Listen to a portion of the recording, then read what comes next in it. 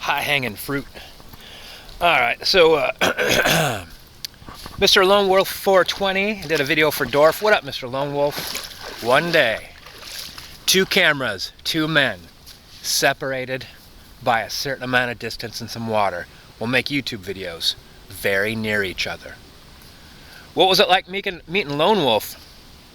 Someone might say to me, Earl. And I'll say, we didn't meet. I saw him over there, making a video, that's cool.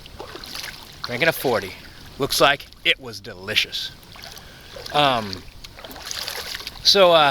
Wolf, good job making a video for Dorf. 2 things are going to happen. 1, it's not going to do any good.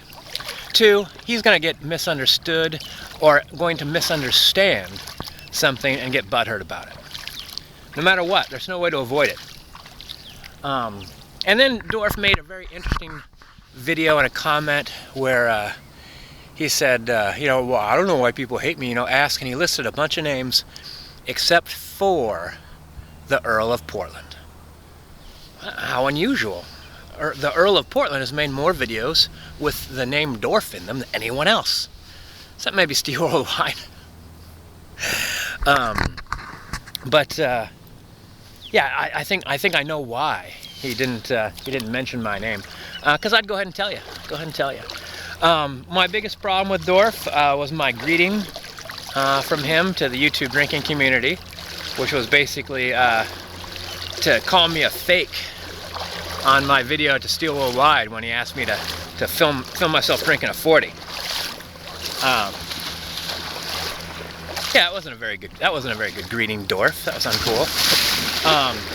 Then my second problem with him was when I met him and his family for breakfast when they were traveling, and he started pestering me to help him fight Steel Worldwide and Falstaff, and I just kept saying, like, hey man, just if it bothers you, really bothers you, don't worry about it. But I would suggest, don't get involved, ignore it. Just like you did, Lone Wolf.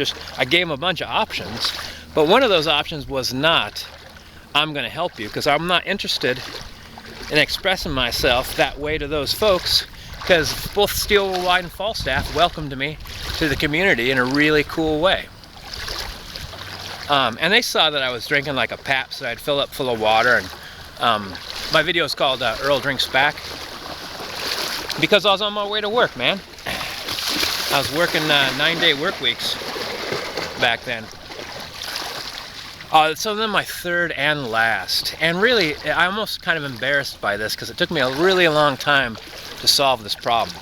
Dorf would write me constantly. He was writing me all the time. I kept begging him, stop writing me. I mean, if you have something to say it in a video. Did not work. For years, I'd just be deleting all these comments, deleting all these messages, and then finally I'm like, screw it, I'm going to start copying and pasting. This is probably right about where Nacho B taught me how to copy and paste.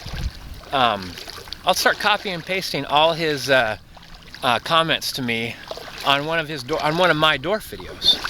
And I didn't tell anybody I was doing it. And eventually someone stumbled upon it. And then that video got several hundred views all at once of people going back there and reading these Dorf quotes, which was just hilarious. And then all of a sudden, no more messages. And then just to make sure that my message was clear, if I saw a Dorf comment that was an awful lot like the messages he would write me, I'd copy and paste that too. And that was right about where he started making a lot of his comments private. That was awesome. I'm just really ashamed it took me that long to shut Dorf down. Because those messages they sent me were just so annoying. It's just like years and years of saying the exact same thing. Maybe he was copying and pasting too. Well, anyway, Lone Wolf, Dorf has earned his reputation in the community.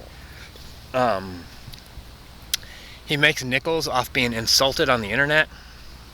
Because, like if he wanted to stop it, he could. So he's doing it for the attention and monetizing his channel, and people call him names, people call him the C word, and every 100 times someone does it, he makes a penny.